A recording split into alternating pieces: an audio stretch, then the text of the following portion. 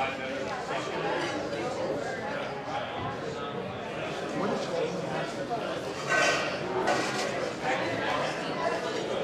again.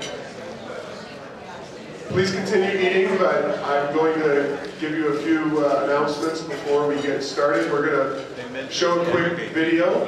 My name is Paul Gessing, President of the Rio Grande Foundation. Welcome to the third edition of our speaker series this year with Dr. Matthew Ladner on K-12 education.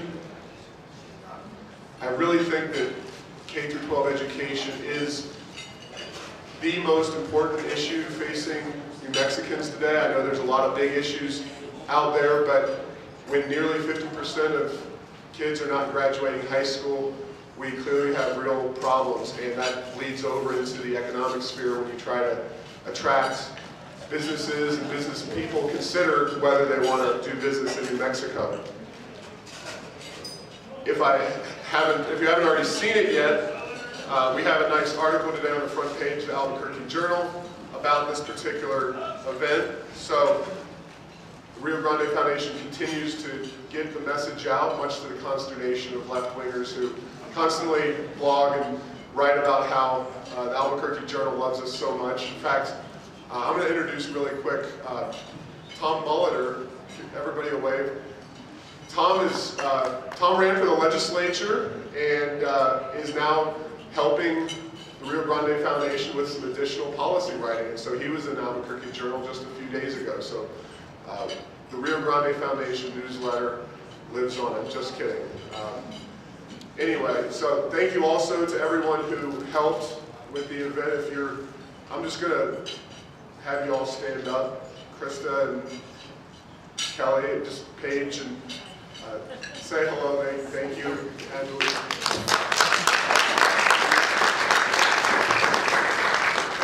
And Luke and Justin as well. So thanks to you guys for it. And if you didn't already do so, Justin, Luke especially, and Kelly are doing man-on-the-street discussions with people on various issues that they feel are important in, say, the governor's race or any other issues that they think need to be addressed in the November election. So, by all means, if you want to go on camera and talk about some of those things that are important to you, flag them down afterwards and get in front of the video camera. We'll be putting those on our website, which new website that Rob Michalewski is running. Rob is our Capitol reporter. He is up in Santa Fe.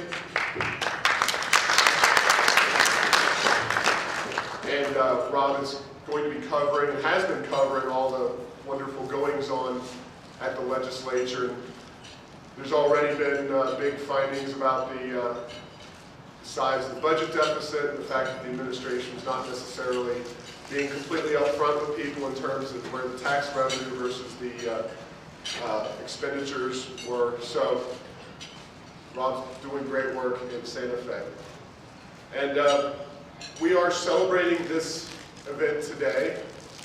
Over the next few days, we're going to be in Las Cruces Thursday, and Friday we're going to be in Santa Fe. So if you know anyone who's really interested in this, and whether they're in Las Cruces or that part of the state, or Friday if they want to come back up, or if you can't get enough Matt Ladner and you want to come up and join us on Friday, by all means, come up and join us. We're going to be at the New Mexico Santa Fe Women's Club from noon to 1 on Friday. But we are co-sponsoring this event with a fine organization called the Friedman Foundation for Educational Choice.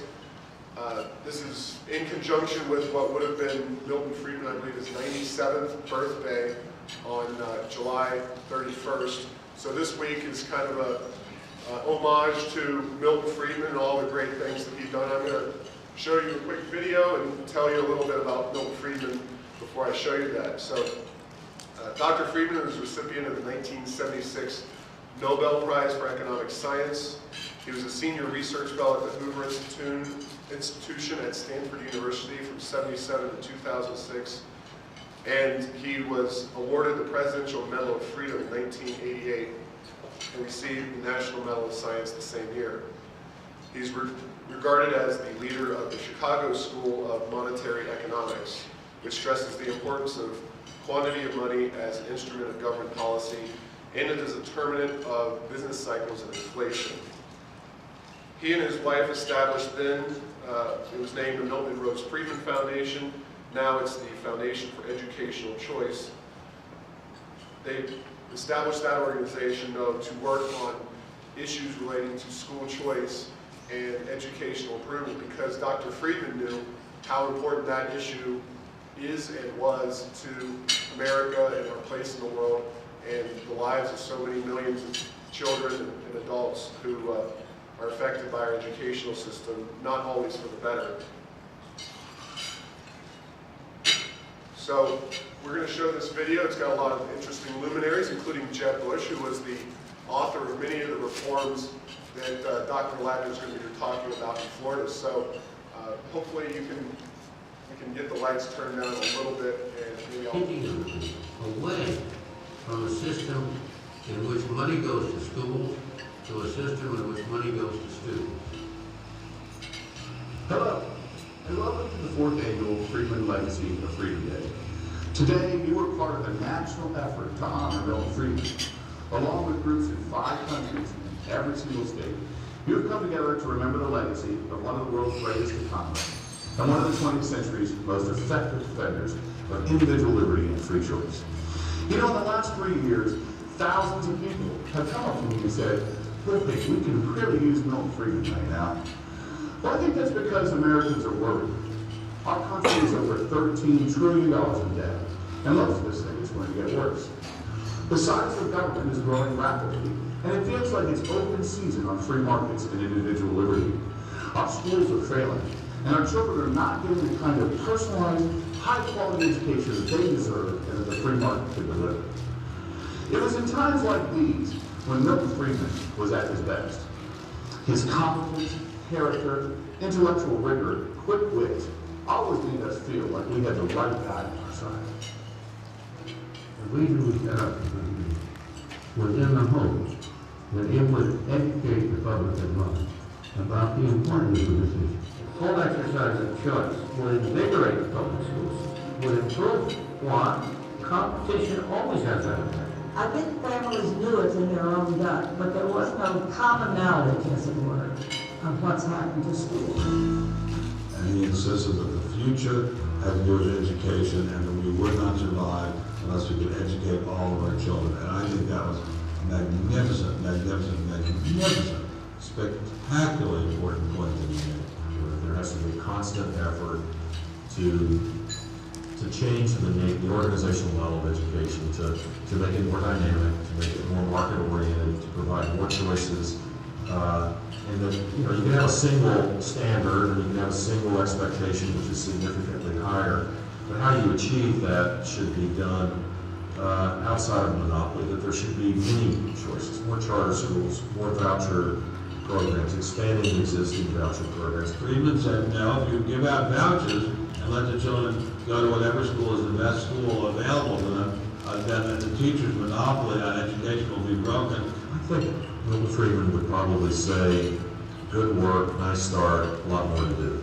The great achievements of civilization have not come from government bureaus. Einstein didn't construct his theory under order from a bureaucrat. Henry Ford didn't revolutionize the automobile industry that way. In the only cases in which the masses have escaped from the kind of grinding poverty you're talking about, the only cases in recorded history are where they have had capitalism and largely free trade. I think you're taking a lot of things for granted. And just tell me, where in the world do you find these angels who are going to organize society for us? Well, I don't even trust you to do that. You really didn't remind me of the runaway nature of government. I hadn't thought about that. You helped me a lot. Initially thought me liberal. Now I'm a liberal. And I kind of, I flickered on this issue. Don't flame like this spark of something. You wrote an article about school choice 50 years ago. Now, it's just starting to happen. what you should do is have a voucher equal to about 50% of what government is spending. That would save the taxpayers money, and it would enable, it would be a high enough sum to produce at least the same, a better quality of school. The last thing I'm going to do, because I'm afraid Dr. Friedman is watching, is to tell you the competition is not a good thing. There's no doubt that a major reform of the educational system would benefit low-income people in this country more than any other reform in the kingdom. The color of their skin, the level of income of their family, whether they were born here or born in some far-off land was irrelevant. But God gave everybody the ability to learn. It was up to us to organize around them to ensure that they did. Milton Friedman understood that behind all the arguments against free markets and individual liberty was a lack of belief in freedom itself.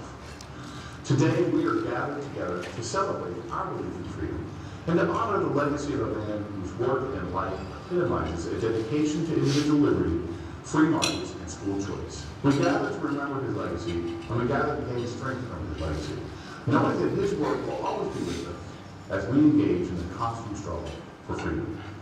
Thank you again for participating in the annual Friedman Legacy of Freedom Day. Enjoy and see you next year. I really wish Milton was back with us. Dr. Friedman, sir, Dr. Friedman, what should we do? What should we do? You know, you say to yourself, well, such and such is a genius, blah, blah, blah, he's a genius. Friedman really was a genius, but also with the heart of a patriot and the heart of a warrior. We're now in the middle of this great debate. What is our future here?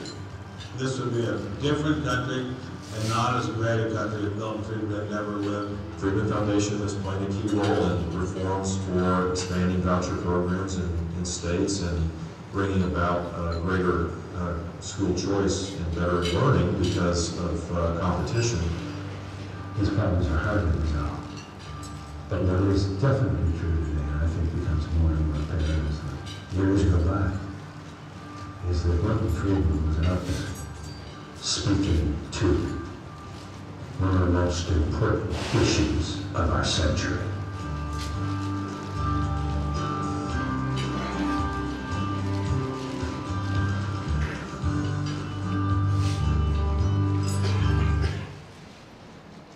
Brief round of applause for Milton Friedman.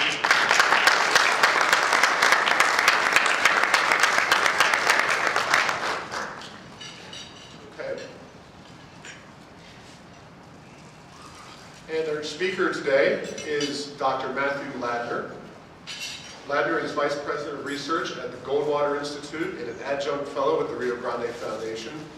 Prior to joining Goldwater, Ladner was Director of State Projects at the Alliance for School Choice, where he provided support and resources for state-based school choice efforts. Ladner has written numerous studies on school choice, charter schools, and special education reform. Ladner is a graduate of the University of Texas at Austin and received both a master's and a PhD in political science from the University of Houston. Ladner previously served as Director of the Center for Economic Prosperity at Goldwater Institute and as Vice President of Policy and Communications at Children First America. Please help me welcome Dr. Matthew Ladner.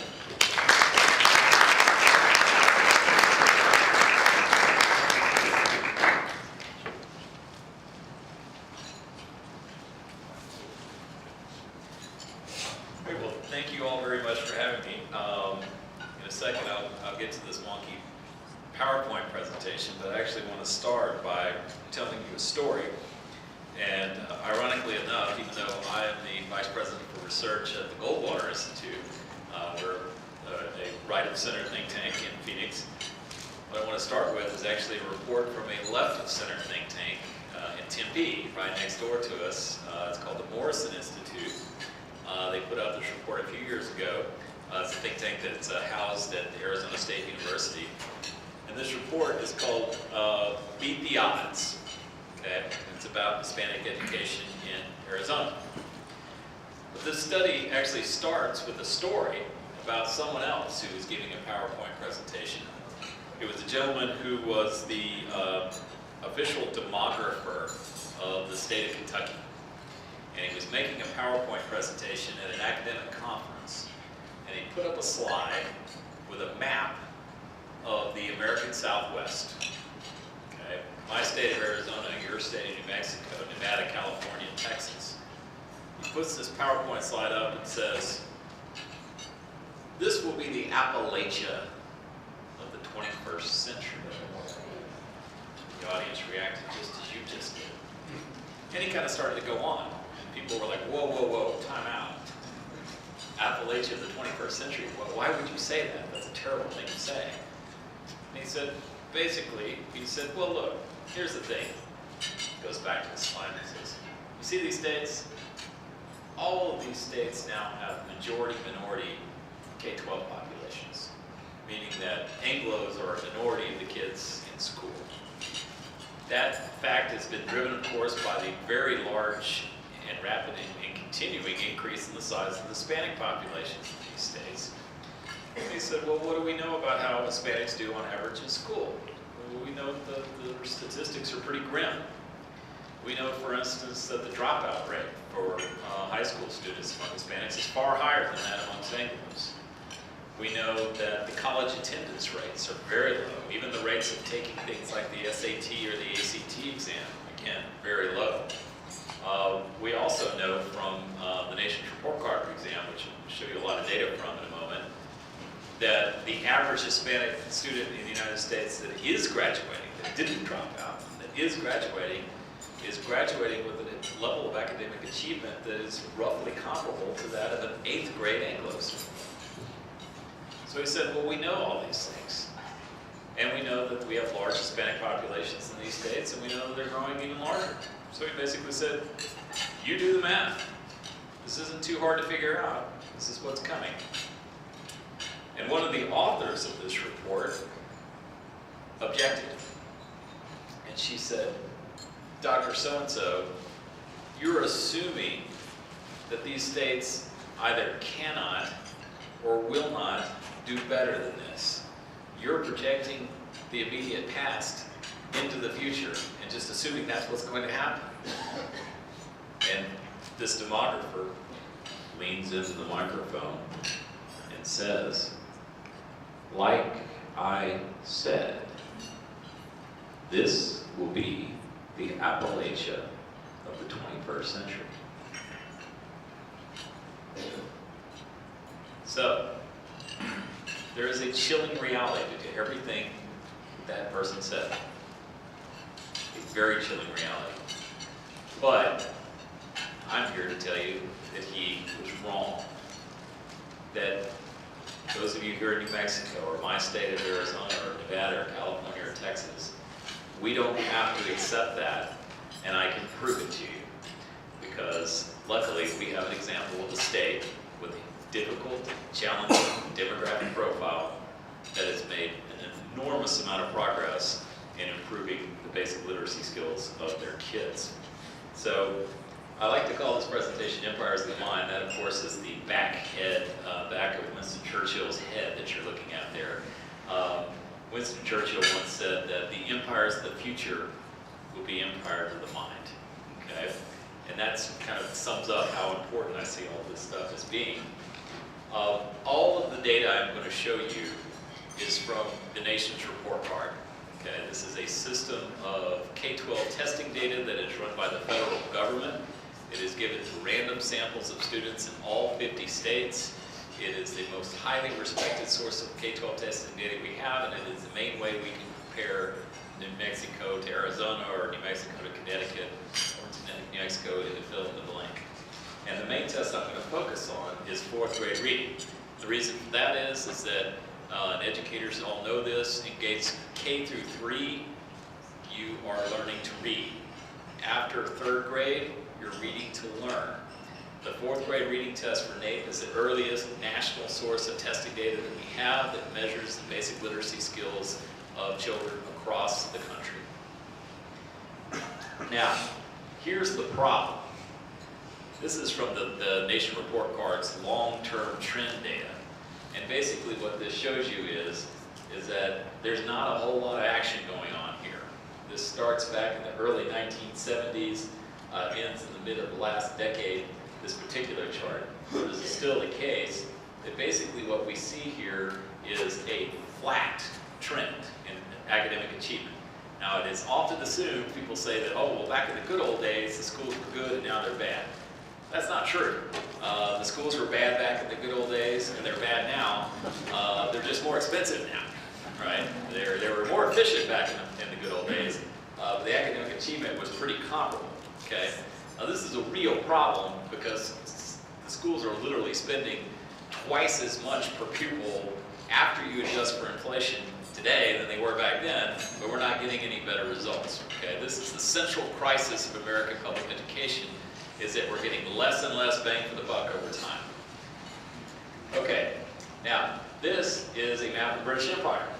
And I bring up a map of the British Empire because when I was an undergraduate at the University of Texas in Austin, I read this history book, and the history book kind of said, well, what was the age of empire all about, right? It said, yeah, there were people that made enormous fortunes during the age of European empires, but this historian pointed out quite rightly, there were also enormous costs to empire, right? This maintaining armies all over the place and whatnot.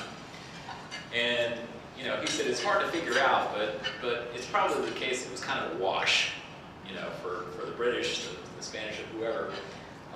So ultimately he concluded that empire was about colored maps, right?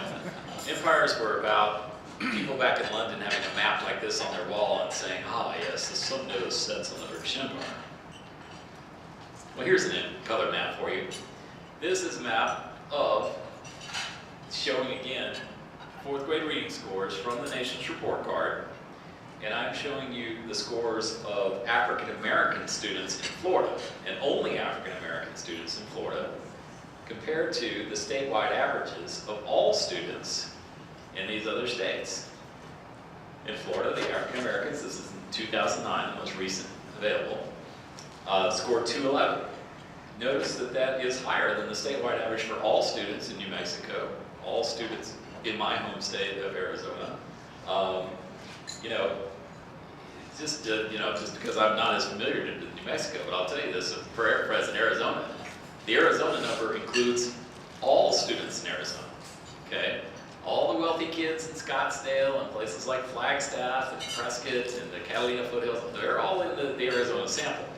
What I'm showing you here are only the African American scores in Florida, and it's higher. So that's a nice little empire that Florida's African Americans have started to carve out for themselves. There's some beachfront property, obviously, in California. But this is really just a warm-up because that's the map, that's the empire for Hispanic students in Florida. Okay? Hispanic students in Florida in 2009 scored 223. And this map is showing you the states that either tie or score lower than the Hispanic students in 4th grade reading across the country. Daniel Patrick Moynihan, which many of you remember as the Democratic Senator of New York, used to have this joke, and he said that performance on the nation's report card was perfectly correlated with proximity to the Canadian border. Okay? And what he was joking about was the racial achievement gap, right? He was basically saying states that are close to Canada are primarily Anglo. Anglos score higher on these tests. He was, sort of making an offhand comment about that. Notice some of the states on this list getting outscored by Florida's Hispanic students. Wisconsin, Michigan, Indiana, Minnesota. Hispanics in Florida tie Minnesota. Okay, you can look at the list for yourself. This is really remarkable, especially when you consider that in the late 1990s, Florida was scoring near the bottom of all 50 states. Okay, there used to be absolutely nothing special about what was going on in Florida K-12, but now there clearly is. So I like to say that Jay-Z and Alicia Keys like to sing about they have that song Empire State of Mind, but they got the wrong state. The state of the Empire State of Mind is Florida, not New York. So in the data I'm going to show you now, the nation's report card data gets reported 2 different ways. First is raw scores, and then second is achievement levels. Okay, the achievement levels are below basic, proficient, and advanced. Again, this is still all 4th grade reading, but on the raw score data I'm going to show you here, keep in mind that a 10-point difference is about equal to an average year of progress that a child makes in school, okay? A 5th grader should be about 10 points better than a 4th grader, etc., okay? So, these are the 4th grade NAEP reading scores for all students in Florida and all students in New Mexico, 1998 to 2009. Notice that back in 1998, there was almost an exact tie. And that exact tie happened with both states being near the bottom. Unfortunately, New Mexico is still near the bottom. But Florida has made this enormous amount of progress, so much so that the average Florida 4th grader is now reading almost 2 grade levels worth of progress above that, the average child in New Mexico. This is, again, the blue line being New Mexico, and again, all students in New Mexico, compared only to free reduced price lunch eligible children in Florida. Now, the free reduced price lunch program is kind of a standard measure of poverty. For a family of 4, you can make up to about $40,000, but actually 80% of these kids are eligible for a free lunch, which means they have a family income that's in the 20s. Okay. Back in 1998, not surprisingly, the average student in New Mexico did far better than the free and reduced lunch eligible student in Florida. But look at the trends, right? Even the very poor children in Florida make this enormous amount of progress. And again, we have this fairly flat line amongst New Mexico. This is basically exactly the same thing, except for now we're only looking at free reduced price lunch eligible Hispanic students in Florida, okay? Again, in 1998, there was, getting on about a 2 grade levels worth of progress difference between low-income Hispanic students and average students in New Mexico. The thing is, very hopefully, is that the Florida low-income Hispanic students make this huge amount of progress. So we can see that here in New Mexico. And now you can see there's about a 10-point difference between them. So your average free reduced lunch eligible Hispanic in Florida is now scoring a grade level above the average student here in New Mexico. I think in a lot of ways this is the most telling. This is plotting the scores. The blue line is now, I'm going to take all of the free reduced lunch eligible children in New Mexico away. Okay? This blue line is for New Mexico, and it is only for middle-income kids and high-income kids. Right? I've taken out about 60% of kids in New Mexico are eligible for free reduced lunch. I've taken them all out of the sample, and I'm comparing them to all students in Florida. Okay? Now, in Florida, about half the kids are free reduced lunch eligible. Okay? So Florida still has all the poor kids in the sample. Again, you see the same trend, great deal of progress in Florida, not much in New Mexico, and in 2009, those two numbers tie. Okay? Florida's kids can tie your statewide average for your middle and high income kids. Okay? Which is, I'm not here to bash New Mexico public schools, I'm here to tell you about the scale of the opportunity that is in front of you. Okay? A lot of people talk about racial achievement gaps. Wouldn't it be nice if someone actually did something about it? Well, Florida did. What we see here is, again, national numbers. The top blue line are the nationwide average 4th grade reading scores for Anglo students. The bottom black line is the nationwide number for Hispanic students. The red line is Hispanic students in Florida. The size of the racial achievement gap between Florida's Hispanics and the nationwide average for Anglos in 1998 was gigantic, right? It was a little better than the nationwide average, but still very large. Well, what we see here is that Florida's Hispanics make so much progress that by 2009 they are literally within spitting distance of that average. Okay, that is what a racial achievement gap closing looks like. Right? Wouldn't it be nice to see this in other places? So, how did they do it, right?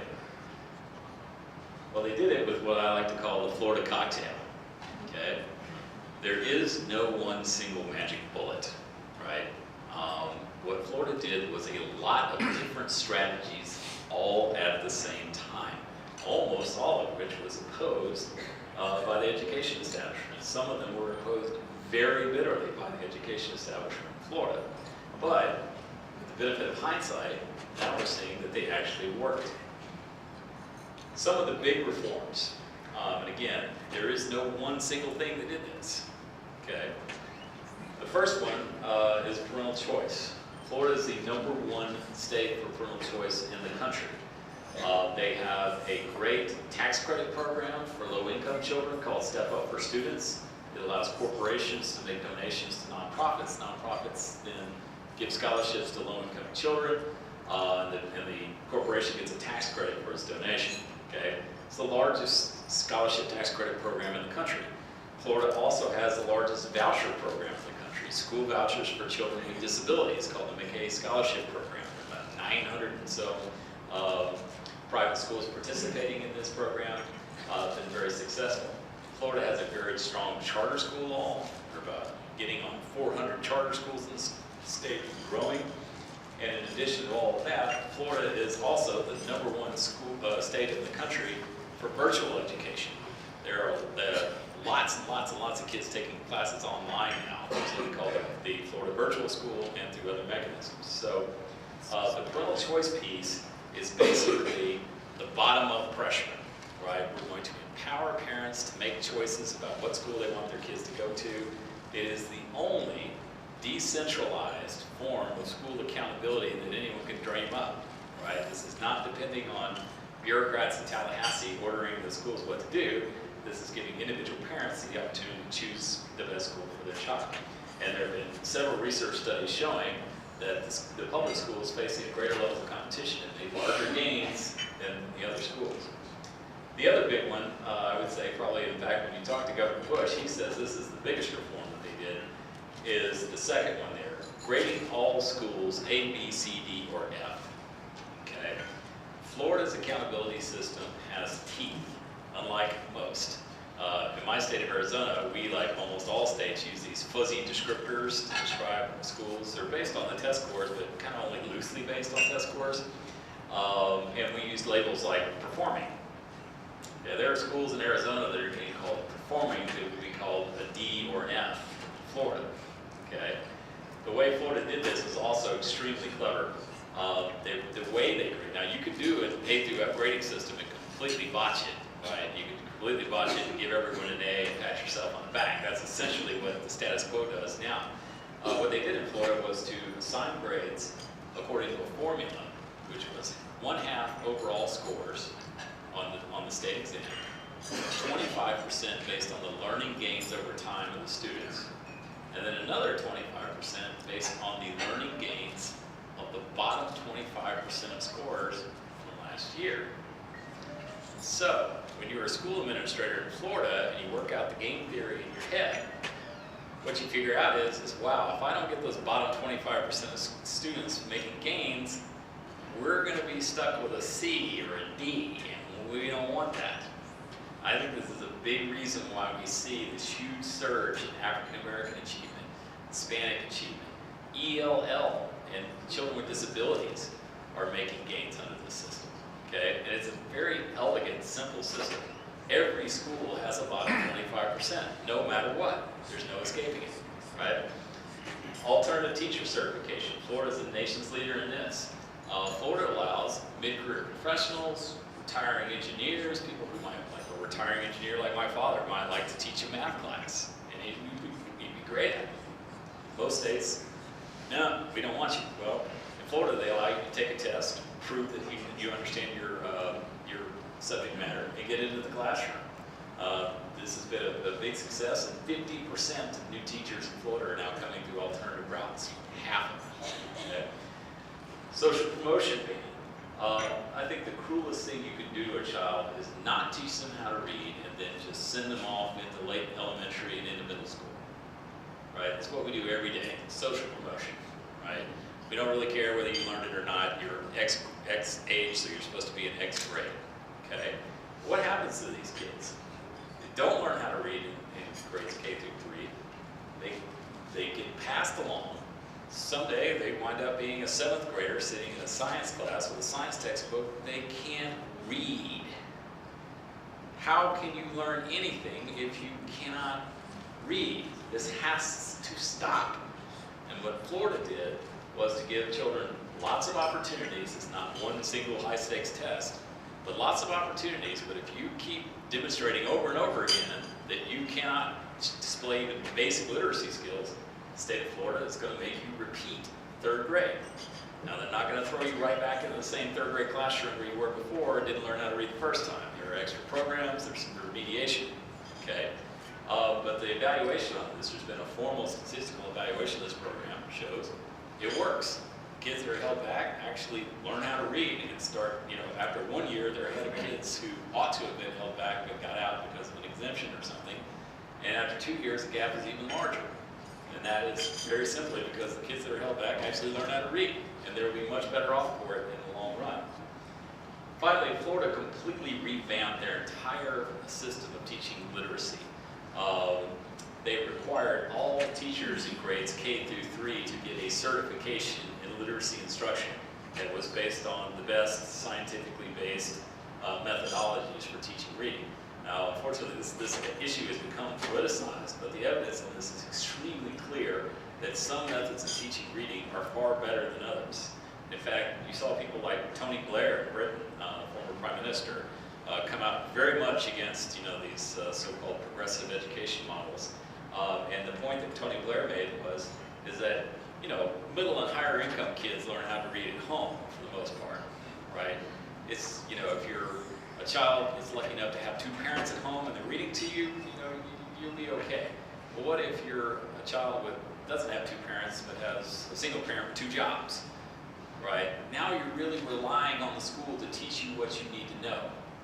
And if the school lets you down, you're in big trouble. If you don't learn how to read by the end of the 3rd grade, it's not that you can't ever catch up, it's just that you probably won't. It's very difficult. Neurologically, it's similar to trying to learn a foreign language later in life, right? I could start studying German right now, but I don't think it would turn out too well, right? Reading is kind of similar to that. So Florida really put a big emphasis on early childhood reading, and we're seeing the results now. So this is, again, I've already kind of explained this. This is the grading method that they use for schools. I think that this is just an absolutely fabulous way to do things. We've just adopted it in Arizona. It goes into effect next year. We're going to give clear letter grades to parents. People understand that. They don't understand things like Performing Plus. What does Performing Plus mean? They don't have the same reaction. You get a different reaction when your child's school gets a D or an F. What we saw in Florida, the schools that got D's and F's, is that the community rallied around those schools. We got thousands of people volunteer to tutor children at D and F schools in Florida. You never would get that from calling these things performing, maybe needs improvement or something milquetoast like that, right? The first step is transparency. We have to have truth in advertising about our schools. We have to treat parents like adults and give them the bitter truth, right? We can't have these state systems like ours in Arizona and yours in New Mexico, where 44% of the kids score below basic on 4th grade reading, and yet nobody can bring themselves to label a school as failing, right? You may be sparing the feelings of some of the adults in the school system, but you're letting down the kids. That's not what the Florida system does. The Florida system treats people like adults, tells them the truth. Here is some achievement level data from Florida. Again, this is 4th grade reading, and the blue lines are where they were back in 1998, and the red lines are where they were in 2009. This is a 37% increase in the percentage of kids scoring basic or better in 4th grade reading in a 10-year period. That's revolutionary. Notice also that these achievement gains, now remember the levels are below basic, basic, proficient, and advanced, okay?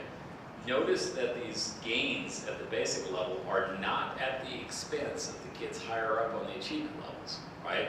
There is also a large gain in the percentage of kids scoring proficient. And there is an even larger gain on a percentage basis, a doubling of the percentage of kids scoring at the highest level, advanced, okay? This is not cheating the smart kids in order to do a better job with the kids who are behind. All kids are doing better in Florida. You see the same thing, phenomenon among Anglos are doing better, African Americans are doing better, Hispanics are doing better. This is a shot from a rally at the Capitol in Tallahassee in 2010. And this to me is the most exciting thing of all. The school reform process in Florida initially, when Governor Bush pushed these reforms through, was extremely contentious. There was a lot of blood left on the ground over these fights. People just viciously resisted these reforms. Now, they ought to be ashamed of themselves, right? Now that Florida's minority students are outscoring statewide averages, now that, for instance, the Miami-Dade School District is 91% African American and Hispanic. They score higher on NAEP than the statewide average of kids in Oregon. Okay? I went to Oregon 2 years ago. It's a beautiful state, filled with a lot of very well-to-do people, and I don't believe I saw a Hispanic or an African American in the entire 4 days I was there. Okay? Very pale, very wealthy, and their kids don't read as well as the kids in Miami-Dade, right? This is great news. Well, school reform has become less contentious in Florida over time, not more. In fact, what you see here is a rally to support an expansion of the Step Up for Students tax credit program. And, you know, it's the largest rally at the state capitol in the state's history. And the expansion, which is a very large expansion of this private school choice program, which is usually the most controversial thing you can do, it passed with all Republicans and about half of Democrats voting for it. Okay? You're increasingly seeing Democrats coming out and saying, you know, I believe in programs like this. Programs like Step Up for Students are only for free and reduced lunch kids. It is very much the case that in our society that, you know, we fight about school choice a lot, but the fact is you already have it, right? If you're rich, right? If you can afford to write that big check to move into the suburbs or move into the area of town with the good public schools, you've already got school choice. It's checkbook choice, okay? What the Step Up for Students program does is to give choice to people that don't have those kind of resources. And it's, you know, quickly gathering more and more bipartisan support. It should not be a partisan issue about school reform if it works, right? Everyone should be supporting measures that have been proven to improve the literacy skills of kids. I think that all of us, regardless of our philosophical background, we believe in equality of opportunity. We believe in kids learning how to read. There's no excuse for not doing it. So, the way I always like to finish my talks is saying that when it comes to school reform and parental choice, I'll have what Florida's having.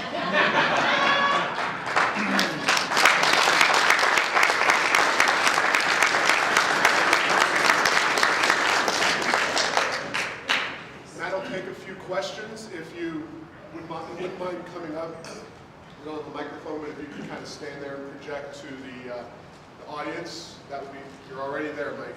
Here. I know that statistically, separating any of these effects is very hard. Yes. And I know that you said that Jeb Bush believes that the most important thing is grading in schools. I'd like to know, you studied it as carefully as you could to try to separate out these effects. I know you've done that. Yes. Would you please tell us, could you rank order these things or give us the top three or anything like that? I think... Can you summarize the question? Oh, sure. He was basically asking what's my instinct for which of the reforms did how much of the improvement. And it's a very difficult thing to say because the state did a lot of these things all at the same time. So now we do have solid research showing, for instance, that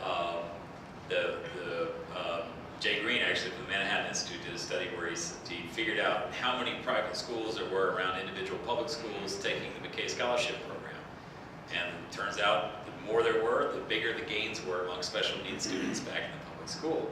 There was another study recently done by a man named David Figlio at Northwestern University that basically did the same strategy for the Step Up for Students program in public schools. Again, the more competition the public schools were facing, you know, the greater the academic gains were in the district schools. The retention policy has been formally studied, and it definitely improves things. There's no doubt about it. So, you know, there's reasons to think that, you know,